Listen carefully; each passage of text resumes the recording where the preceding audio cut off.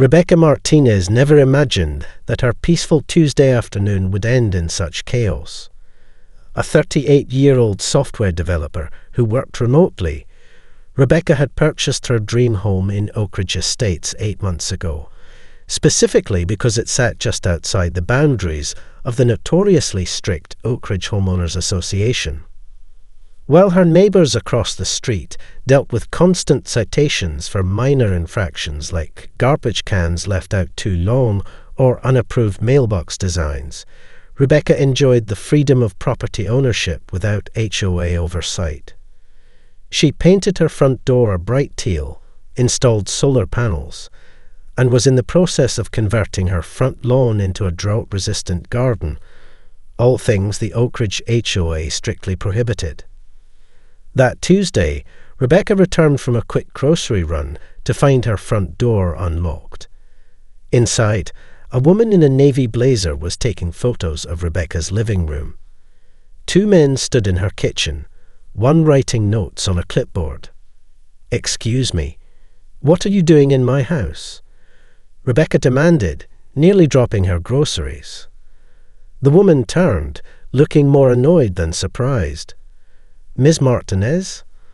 I'm Diane Keller, president of the Oak Ridge HOA. We're conducting our quarterly home inspections. You've accumulated several violations that need immediate attention." Rebecca stood frozen in shock. "You're trespassing. I'm not even a member of your HOA." Diane's perfectly penciled eyebrows arched upward. "I assure you you are. All properties in this development fall under our jurisdiction." Rebecca set her groceries down on the entryway table, careful to keep her voice steady despite the anger building inside her. "No, I specifically purchased this home because it's outside HOA boundaries. I have the paperwork to prove it." One of the men approached, extending a laminated map. "As you can see, Ms. Martinez, the updated community plan clearly shows your property within our governance area." Rebecca glanced at the map, immediately noticing how the boundary line curved unnaturally to encompass her street, a detail she was certain hadn't been there when she researched the property before purchasing. "This is ridiculous. You altered this map." Rebecca pulled out her phone. "I'm calling the police. You broke into my home." "We didn't break in," Diane replied smoothly. "Your landscaper let us in." "I don't have a landscaper," Rebecca countered, her fingers already dialing 911. The second man, who hadn't spoken yet, cleared his throat. "Ms. Martinez, being difficult will only make this process more unpleasant. We've documented at least 14 violations, including unauthorized exterior paint, unapproved solar installation, and destruction of standard lawn requirements."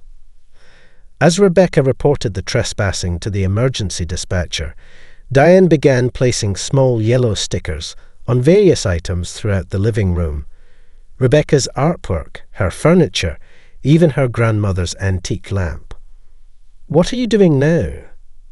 Rebecca demanded, covering the phone's microphone. "Marking non-compliant items," Diane replied. "Section 8.3 of the Covenant restricts modern art pieces visible from common areas, and this lamp exceeds the maximum height for living room accessories." The absurdity of the situation might have been comical if these strangers weren't standing in her home, touching her belongings. Rebecca's hands trembled slightly as she ended the call with the dispatcher, who promised officers would arrive within 15 minutes. "The police are on their way," Rebecca announced. "I want all of you out of my house right now." Diane smiled thinly, handing Rebecca a thick stack of papers. "Here's your violation notice. We'll need this signed before we leave. The initial fine assessment totals $4,600, but that will increase if corrections aren't made within 7 business days." Rebecca refused to take the papers. "I'm not signing anything. Get out before I remove you myself." Diane Keller insisted that Rebecca's property had always been part of the Oak Ridge HOA. showing her a map with boundaries that seemed to have been recently modified. When Rebecca refused to sign their violation notice, things quickly escalated. "You'll be receiving a formal notice of violations with accompanying fines," Diane stated coldly. "And your continued hostility will be noted." The police arrived 20 minutes later. Officer Ramirez listened carefully as Rebecca explained the situation, while his partner, Officer Chen, asked the HOA representatives to step outside. "They just walked into your home," Officer Ramirez clarified. "Yes, my door was unlocked, but I never gave them permission to enter," Rebecca explained. "And I'm absolutely certain my property is not part of their HOA. I researched this extensively before buying." Outside, Rebecca could see Diane gesturing emphatically, her face flushed with indignation as she spoke to Officer Chen. "We deal with HOA disputes pretty frequently," Officer Ramirez admitted, "but entering a home without permission crosses a line." When the officers brought everyone together, Diane produced a document she claimed was a neighborhood-wide notification about the inspections sent out 3 weeks prior. "I never received any notification," Rebecca countered. "It was delivered to every home in Oak Ridge," Diane insisted. "Perhaps you should check your mail more regularly." Officer Chen examined the document. "Ma'am, this notice doesn't establish legal right of entry, even if Ms. Martinez had received it." After the officers escorted the HOA representatives off her property, Rebecca sat at her kitchen table, hands still shaking. She noticed they had left behind their clipboard with her violation sheet. Among the items listed were unauthorized vegetation modifications and non-conforming exterior illumination, referring to her garden and porch light. That evening, Rebecca called her neighbor Carlos, who lived 2 doors down. "Hey, have you had any run-ins with the Oak Ridge HOA?" she asked. Carlos's heavy sigh told her everything. "They've been leaving notices on my door for months. I ignored them since we're not in their jurisdiction, but last week they sent a final warning threatening legal action." After calling the police to report the trespassing, Rebecca learned something disturbing. This wasn't the first time the Oak Ridge HOA had attempted to expand their territory. 3 other homeowners on Rebecca's street had received similar inspections and violation notices, though none had experienced home entry without permission. The responding officer took a report, but explained that it was largely a civil matter. Nevertheless, he confirmed that Rebecca's property was definitely outside the HOA boundaries, according to county records. The next day, Rebecca returned home for a coffee shop meeting with her neighbors to find a certified letter in her mailbox. Her stomach dropped as she read through the contents.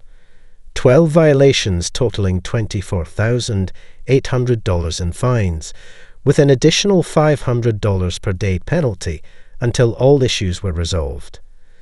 Even more shocking was a document claiming she had implicitly agreed to HOA governance by purchasing property in the extended community zone, a term that appeared nowhere in her property documents.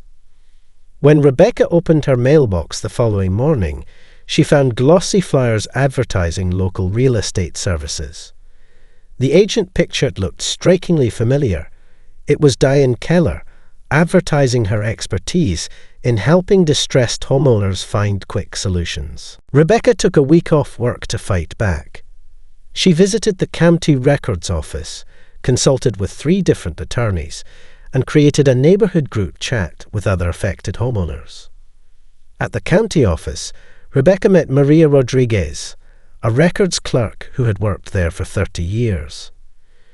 "You're not the first person from your area to come asking about HOA boundaries," Maria told her, pulling out a thick folder. "Look at these filings from the past 5 years."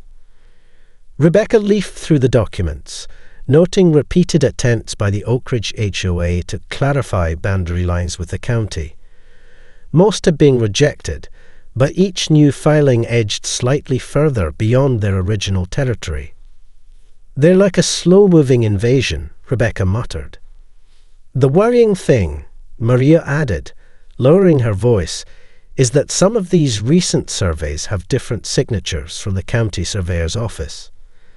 I've worked with Tom Jenkins for decades, and that's not his signature." Rebecca took photos of everything, including the questionable signatures. Back home, she cleared her dining room wall and created an investigation board worthy of a crime drama. Property maps, timeline of HOA expansions, photos of HOA board members, and sticky notes connecting everything. Her investigation revealed a troubling pattern. The Oak Ridge HOA had been gradually attempting to absorb adjacent properties for years, targeting primarily single homeowners, minorities, and elderly residents. The board had recently hired a management company that received a percentage of all fines collected, creating a profit motive for aggressive enforcement. Through the neighborhood chat, Rebecca connected with 15 other homeowners experiencing similar harassment. Carmen, an elderly widow who had lived on the street for 40 years, shared tearful stories of HOA representatives photographing her garden gnome collection and threatening daily fines for unapproved lawn ornaments. "I almost sold my house last month," Carmen admitted. "A real estate agent, that same woman who runs the HOA, offered to buy it as is for cash. Said it would save me from all the trouble." Rebecca's attorney, Elena Vasquez, was particularly concerned about the illegal entry. "They didn't just trespass," Elena explained during their consultation. "They photographed your personal property and living space without consent. That's a serious privacy violation with potential criminal implications." "Can we file criminal charges?" Rebecca asked. Elena tapped her pen thoughtfully. "The police report helps, but we need to establish a pattern. One incident can be dismissed as a misunderstanding. Multiple incidents show intent." While digging through property records online, Rebecca discovered something that made her blood boil. Diane Keller, the HOA president, was also a real estate investor who had purchased 7 homes in the area in the past 2 years, all from owners who had faced mounting HOA fines they couldn't legally be required to pay. Each home had been quickly renovated and flipped for nearly double the purchase price. "It's a racket," Rebecca told Elena over the phone. "They're manufacturing distress to force sales." Elena advised Rebecca to document everything meticulously. "Install security cameras immediately. If they come back, we need hard evidence." Rebecca didn't have to wait long. When she installed security cameras and caught 2 HOA board members attempting to enter her backyard 3 days later, one carrying what appeared to be violation notices and the other a professional camera, she knew this had gone beyond a simple misunderstanding. Rebecca's story went viral after she posted her security footage online. Local news picked up the story, featuring interviews with elderly residents who had sold their homes at below-market rates after receiving threatening letters from the Oak Ridge HOA. "I felt like I had no choice," said Harold Jenkins, a 78-year-old retired postal worker, his voice cracking as he spoke to Channel 5 News. "They said I owed $36,000 in fines. My monthly Social Security check is only $1,900. The footage from Rebecca's security cameras was damning. It clearly showed the HOA board members testing her back door and peering through windows before attempting to climb her fence. When they noticed the camera, their panicked expressions spoke volumes. Within days, Rebecca's phone wouldn't stop ringing. Journalists, homeowners with similar stories, and even state lawmakers reached out. A Facebook group she created, HOA Overreach Victims, gained over 15,000 members in less than a week. "You've started a movement," Elena told Rebecca. People have been suffering in silence, thinking they were alone. The neighborhood coalition grew, with 23 homeowners joining a class action lawsuit against the HOA board. Rebecca became the unofficial spokesperson, her background in data analysis proving invaluable as she created visualizations showing the HOA's territorial expansion and the correlation with property acquisitions by board members. Rebecca scheduled a community meeting at the local library. She expected perhaps 30 people. Over 100 showed up, filling every chair and lining the walls. "We need to coordinate our evidence," Rebecca explained, standing before a projection of her data charts. "Individually, we each have pieces of the puzzle. Together, we have enough to show systemic fraud and harassment." People shared stories that followed a disturbing pattern. First came warning letters, then fines, then threats of liens and legal action. Those who stood their ground faced escalating harassment. Cars parked blocking their driveways, mysterious damage to gardens, even anonymous calls to their employers. "They're trying to isolate us," said Maria Chen, a single mother who had fought the HOA for 3 years. "They want us to think we're crazy for resisting." The HOA retaliated by placing a lien on Rebecca's home for the unpaid fines, now totaling over $40,000 with daily penalties. They also hired a private security company to patrol all Oak Ridge community areas, including the streets in Rebecca's neighborhood. The black SUVs cruising slowly past homes not officially under HOA control created an atmosphere of intimidation. Several coalition members dropped out, fearing repercussions. "This is exactly what they want," Rebecca told the remaining group during an emergency meeting. "For us to feel outnumbered and scared." Through persistent networking, Rebecca connected with Homeowners Against Corrupt Associations, HOA, a national advocacy group that offered legal resources and media contacts. With their guidance, she organized a protest in front of the HOA management company's offices. Dozens of homeowners and supporters carried signs reading, "Hands off our homes" and "Boundaries matter." Local TV news captured the protest, bringing even more attention to their cause. State Representative Martina Jackson saw the coverage and called Rebecca personally. "I've been trying to pass HOA reform legislation for years," the representative explained. "Your case could be the tipping point we need." When Rebecca arrived home one evening to find a security guard photographing her new garden, she confronted him with her phone recording.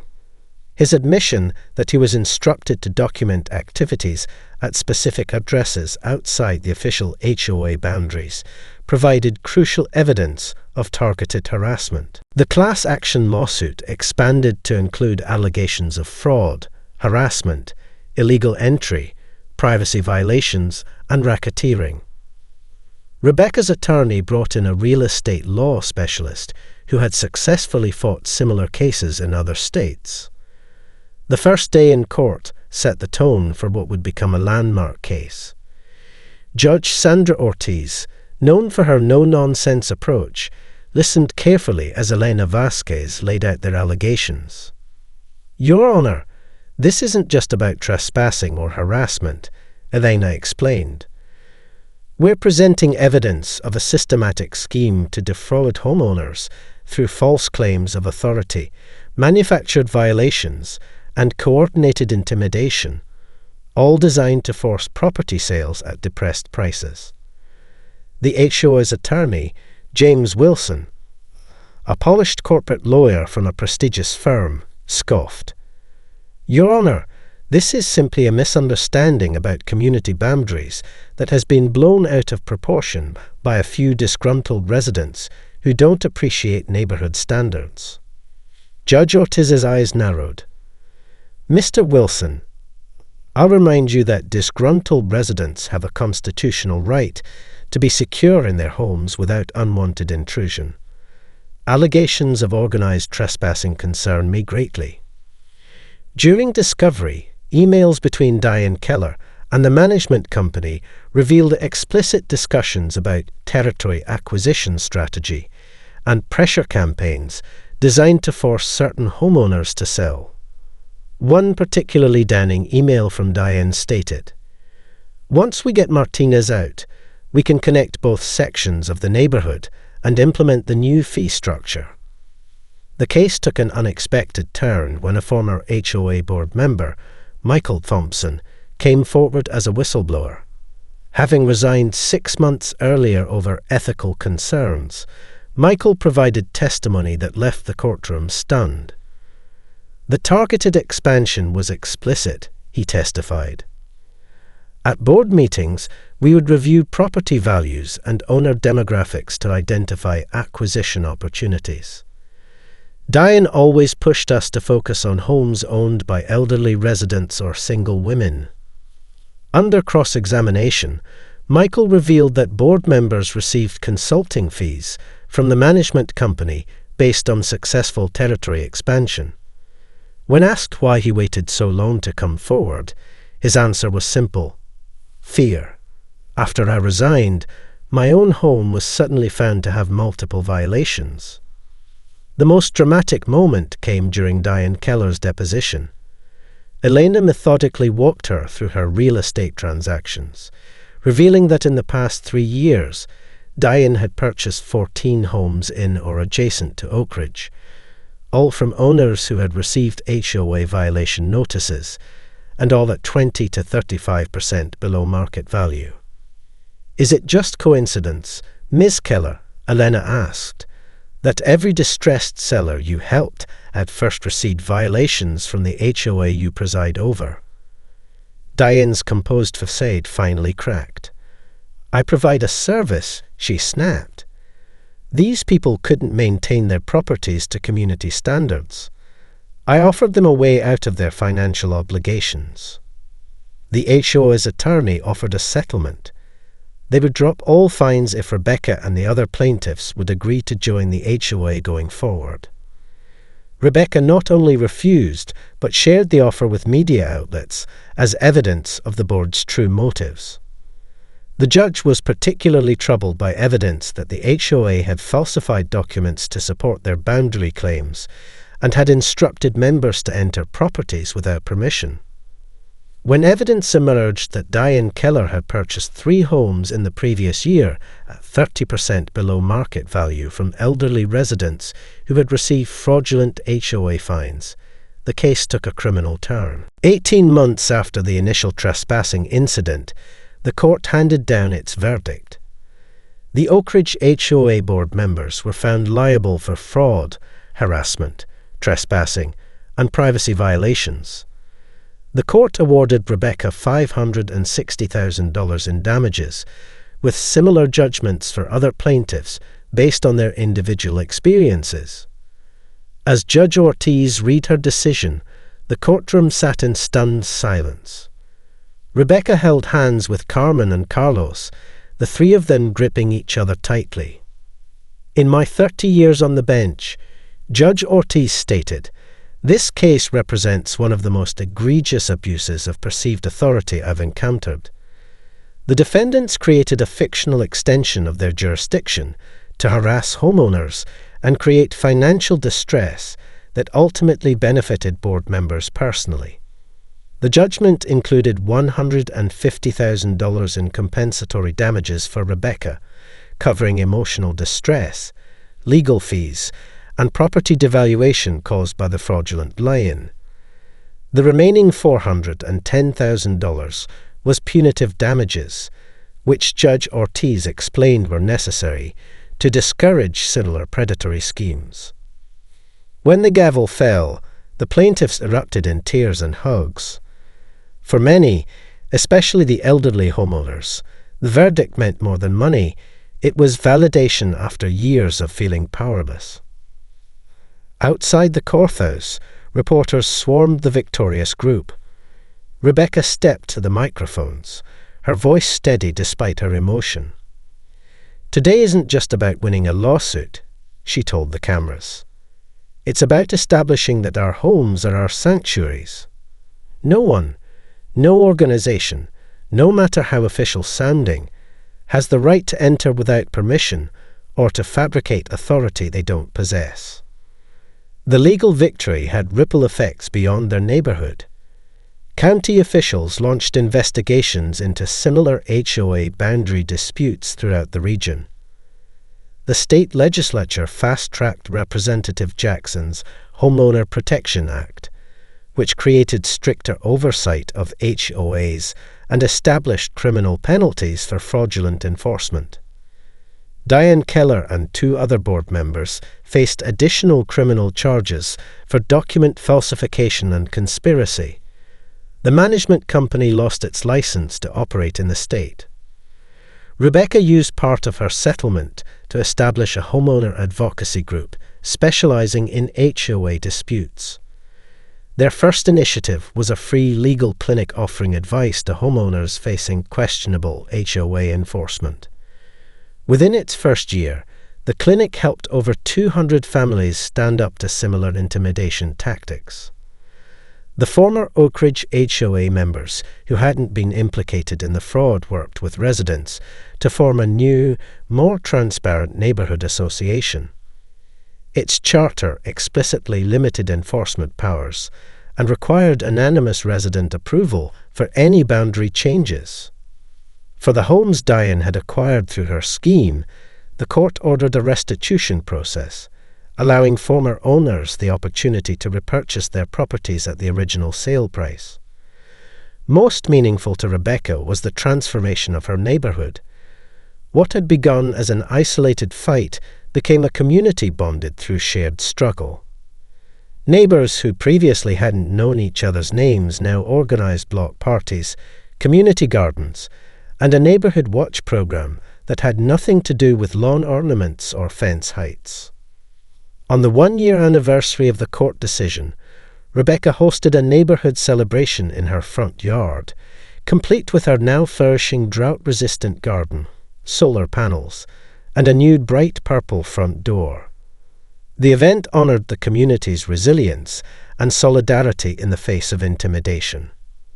As dusk fell, Rebecca found herself sitting on her porch steps with Harold Jenkins, who had managed to reclaim his family home through the court's restitution program.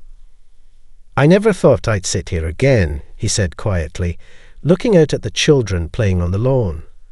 "You gave us all something back that's worth more than the houses themselves." "What's that?" Rebecca asked. Harold smiled. "The right to belong somewhere without having to ask permission." As Rebecca looked around at her neighbors, many of whom she hadn't known before this ordeal, she realized that the HOA had inadvertently created exactly what they claimed to protect: a close-knit, supportive community that looked out for one another, just without the clipboard inspections and arbitrary rules.